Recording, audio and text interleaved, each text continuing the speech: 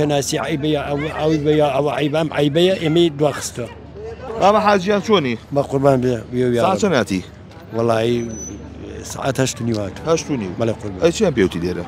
والله وتاني ساعات يكيت. ساعات. بلي مش تشاورك ما تاكل بيه. أي بتمايتشي. بتماي ولا خوشتو هيش تمايت. أي بنيازي بشي بياسي بازار كيتو بيتوا؟ ولا تشوم بازار وات مشو. أي شكرت؟ بلا قربان. شا خو خلاص عاجل نياش ماوا. يقيتك ويتشكم دانشتون.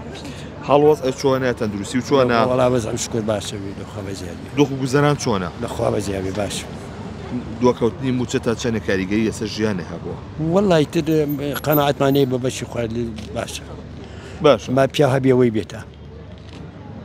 تكون وانا رزالتي كاتي خوي بيني ما نيساكي قانعين وهم تيكو خوش. شي بو جنجانا ليك شكرني بو باشي كهيانا.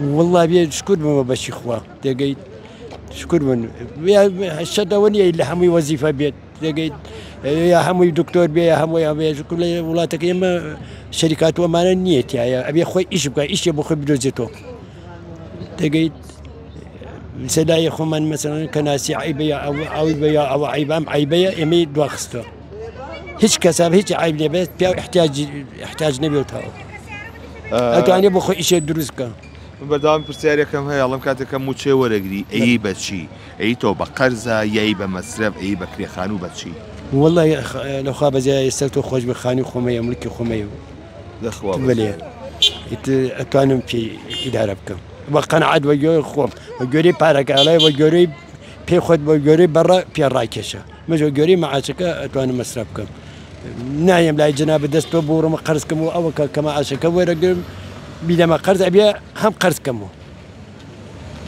قنعت يا ولا شو صار بس عقيتهم لقوا جناب